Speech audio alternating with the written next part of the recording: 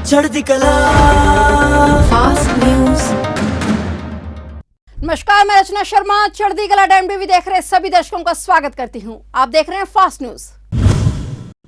America की एक अदालत ने 2008 में मुंबई में हुए आतंकवादी हमलों के आरोपी और पाकिस्तानी मूल के कनाडाई व्यापारी तव्वर राणा की बंदी प्रत्यक्षीकरण याचिका खारिज कर दी है। इसके बाद अमेरिका के विदेश मंत्री एंटनी ब्लिंकन द्वारा उसे भारत को सौंपने के लिए प्रमाण पत्र जारी करने का मार्ग साफ हो गया है। सेंट्रल डिस्ट्रिक्ट ऑफ कोलंबिया में यूनाइटेड स्टेट डिस्ट्रिक्ट के न्यायाधीश डेल एस फिशर ने अपने आदेश में लिखा कि अदालत ने एक अलग आदेश जारी कर तव्वर राणा की बंदी प्रत्यक्षीकरण याचिका खारिज कर दी है। बहरहाल राणा ने इस आदेश के खिलाफ 9th सर्किट कोर्ट में याचिका दाखिल की है और उन पर सुनवाई होने तक उसके भारत को सौंपने पर रोक लगाए जाने का अनुरोध किया गया है। बता दें कि मुंबई आतंकवादी हमलों में 6 अमेरिकी नागरिक सहित कुल 166 लोगों की जान गई थी। लोकसभा चुनाव 2024 को लेकर बिगुल बज चुका है और ऐसे में मोदी सरकार ने भी कमर कस ली है। देश में इस समय सबसे बड़ा मुद्दा महंगाई बनी हुई है। ऐसे में मोदी सरकार महंगाई से राहत देने के लिए बड़े फैसले लेने की तैयारी में है। खबर है कि आने वाले दिनों में पेट्रोल डीजल की बढ़ती कीमतों से राहत मिल सकती है। मोदी सरकार पेट्रोल डीजल पर लगने वाले एक्साइज ड्यूटी में कटौती कर सकती है। इतना ही नहीं, मोदी सरकार गेहूं पर लगने वाले इंपोर्ट ड्यूटी को 40% से घटाकर 0 कर सकती है, जिससे देश में सस्ते गेहूं के इंपोर्ट को सुनिश्चित किया जा सके। इसके अलावा खाने पकाने के तेल के भी इंपोर्ट ड्यूटी में कमी आ सकती है। प्रधानमंत्री नरेंद्र मोदी ने स्वतंत्रता दिवस पर लाल किले की प्राचीर से भी राष्ट्र को संबोधित करते हुए देशवासियों को भरोसा जताया था कि महंगाई से राहत दिलाने के लिए सरकार हर संभव कदम उठा रही है। ऐसे में पीएम मोदी के संबोधन के बाद से उम्मीद जताई जा रही है कि केंद्र जल्द ही कई बड़े फैसले लेगी, जिससे महंगाई पर लगाम लग सके।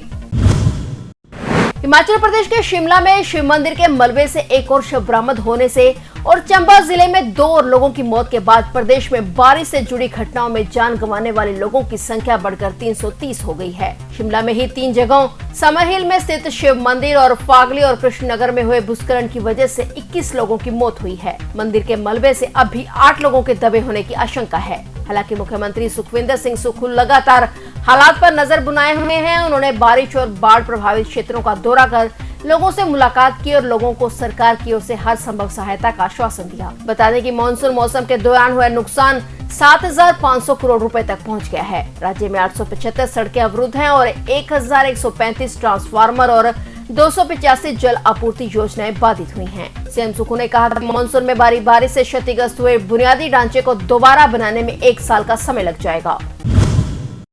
हिमाचल प्रदेश में पिछले दिनों की प्राकृतिक आपदा के बाद प्रदेश सरकार को केंद्र की ओर से मदद मिली है। केंद्र सरकार ने करीब 2,700 करोड़ रुपए सड़कों और पुलों की मुरम्मत के लिए भेजे हैं। इस दौरान प्रदेश के मुख्यमंत्री और नेता प्रतिपक्ष जयराम ठाकुर ने प्रदेश सरकार पर निशाना साधा है। जयराम ठाकुर ने कहा कि प्रदेश में केंद्र की बदौलत बचाव और राहत के कार्य चल रहे हैं, पर भाग पहुंचाए लोग इधर उधर भटक रहे हैं। हम आपदा की घड़ी में चुप रहना चाहते हैं, लेकिन कांग्रेस खुद राजनीति कर रही है। केंद्र सरकार ने प्रदेश को और मदद करने का भी भरोसा दिलाया है। वहीं केंद्र सरकार की तरफ से भेजे गए हेलीकॉप्टर, एनडीआरएफ की टीमें और सेना के जवान भी लोगों की जिंदगियां बचाने में जुटे हुए हैं। पंजाब में एक बार फिर से बाढ़ का कहर दिखने लगा है। हिमाचल प्रदेश में भारी बारिश के बाद बांधों के फ्लड गेट खोले जाने से पंजाब में बाढ़ के हालात बने हुए हैं। गुरदासपुर के बटाला और फाजिल्का में बाढ़ से 4 लोगों की मौत भी हो गई है। फिरोजपुर और होशियारपुर के कई गांवों को खाली करवाया गया है। होशियारपुर, गुरदासपुर, जालंधर, कपूरथला, अमृतसर, तरनतारन, फाजिल्का और फिरोजपुर जिलों के सैकड़ों गांव बाढ़ की चपेट में आ गए हैं। भाखड़ा और पोंग डैम से पानी छोड़ने की वजह से बाढ़ के हालात फिर बन गए हैं। होशियारपुर के कई गांवों में पानी भर जाने से इन गांवों के लोगों को मुकेरिया में गांव के सरकारी स्कूल में राहत कैंपों में रखा गया है। यहाँ लोगों को खाने पीने की सामग्री भी दी जा रही है और वहीं फिरोजपुर के सरकारी स्कूलों की 18 अगस्त से 26 अगस्त तक छुट्टियां कर दी गई हैं। फिरोजपुर के हुसैनीवाला बॉर्डर से सटे गांव भी बाढ़ का कहर झेल रहे हैं। गांव बानेवाला और चांदीवाला में मुख्य सड़क डूब गई है, तो वहीं कालूवाला गांव से लोगों को बोट के जरिए निकालकर सुरक्षित स्थानों पर पहुंचाया जा रहा है। वहीं बाढ़ के चलते कई जगह पुल टूटने की सूचना है। डैमों से पानी छोड़े जाने के फलस्वरूप पंजाब में फिर से बाढ़ की स्थिति बन गई है। सतलुज दरिया में लगातार बढ़ रहे जलस्तर ने रेलों की रफ्तार रोकनी शुरू कर दी है। फिरोजपुर जालंधर रेल सेक्शन पर गिद्दड़पड़ी पुल में पानी खतरे के निशान तक पहुंचने के चलते विभाग ने इस रूट पर रेल यातायात तुरंत प्रभाव से रोक दिया है। फिरोजपुर से जालंधर और जालंधर से होशियारपुर के बीच चलने वाली 15 पैसेंजर गाड़ियों को आज पूरी तरह से रद्द रखने का निर्णय लिया गया। इसके अलावा इस ट्रैक पर चलने वाली लंबी दूरी की गाड़ियों को जालंधर से लोहिया खास भेजने की बजाय इसे वाया लुधियाना फिरोजपुर कैंट निकाला गया। केंद्र सरकार ने सिम कार्ड और व्हाट्सएप अकाउंट को लेकर बड़ा एक्शन लिया है। केंद्रीय मंत्री अश्विनी वैष्णव ने कहा कि उन्होंने धोखाधड़ी से लिए 52 लाख कनेक्शनों का पता लगाया है और उन्हें रद्द किया है। वहीं मोबाइल सिम कार्ड बेचने वाले 67,000 डीलरों को ब्लैक लिस्ट कर दिया गया है। मई 2023 से अब तक सिम कार्ड डीलरों के खिलाफ 300 एफआईआर दर्ज की गई हैं। 66,000 व्हाट्सएप अकाउंट्स को ब्लॉक कर दिया गया है। केंद्रीय मंत्री अश्विनी वैष्णव ने कहा कि सरकार ने फर्जी गतिविधियों पर रोक लगाने के लिए सिम कार्ड डीलरों का पुलिस वेरिफिकेशन जरूरी कर दिया है और बल्क कनेक्शन का प्रावधान भी बंद कर दिया गया है। मंत्री ने कहा कि व्हाट्सएप ने भी अपने आप ही लगभग 66,000 अकाउंट्स को ब्लॉक कर दिया है जो धोखाधड़ी जैसी गतिविधियों में लिप्त थे। नई गाइडलाइंस के अनुसार बिना पुलिस वेरिफिकेशन सिम कार्ड बेचने पर 10 लाख रुपए तक का जुर्माना है। भारत की स्पेस एजेंसी इसरो का चंद्रयान 3 चंद्रमा पर पहुंचने वाला है। इस बीच उसके एक और महत्वाकांक्षी अभियान आदित्य L1 की लॉन्चिंग अगले महीने होना निश्चित कर लिया गया है। ये भारत का पहला अंतरिक्ष अभियान होगा जो सूर्य के अध्ययन के लिए भेजा जाएगा। इस वेधशाला को सूर्य और पृथ्वी के बीच एक खास जगह पर स्थापित किया जाएगा जिससे वह सूर्य का लगातार हर पल सूर्य पर नजरें जमाए रख पाएगा। बताया जा रहा है कि सितंबर महीने के पहले हफ्ते में इसरो इसकी लॉन्चिंग कर देगा। इसके बाद इसरो उन स्पेस एजेंसी के समूह में शामिल हो जाएगा जिन्होंने सूर्य के लिए एक खास यान लॉन्च किया है। आदित्य L1 भारत का पहला अभियान है जो केवल सूर्य के अध्ययन के लिए ही पूरी तरह से समर्पित होगा।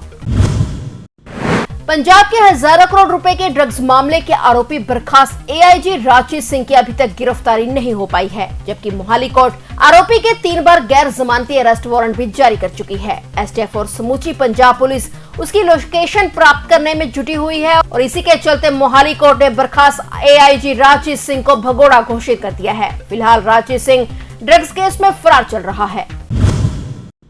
लुधियाना के हेबोबाल इलाके में कलयुगी पिता द्वारा अपनी ही 18 साल की बेटी से बलात्कार करने का मामला सामने आया है। बताया जा रहा है कि पीड़िता 10वीं कक्षा की छात्रा है जिससे पिता द्वारा बार बार बलात्कार किया जाता रहा। बताया जा रहा है कि गर्भवती न होने पर आरोपी पिता उसे जबरदस्ती दवाई खिलाता था। वह पत्नी के इस बात पर विरोध करने पर उसे बेरहमी से पीटता था। फिलहाल थाना हेबोबाल की पुलिस ने पीड़िता के बयानों के आधार पर आरोपी पिता के खिलाफ एफआईआर दर्ज कर दी है। उत्तर प्रदेश के चित्रकूट जिले से बड़ी खबर है। जेल में बंद मुख्तार अंसारी की बहू और विधायक अब्बास अंसारी की पत्नी निखत बानो को चित्रकूट की रगोली जेल से रिहा कर दिया गया है। निखत पिछले 6 महीनों से चित्रकूट की रगोली जेल में बंद थी। सुप्रीम कोर्ट के आदेश के निखत को रिहा किया गया।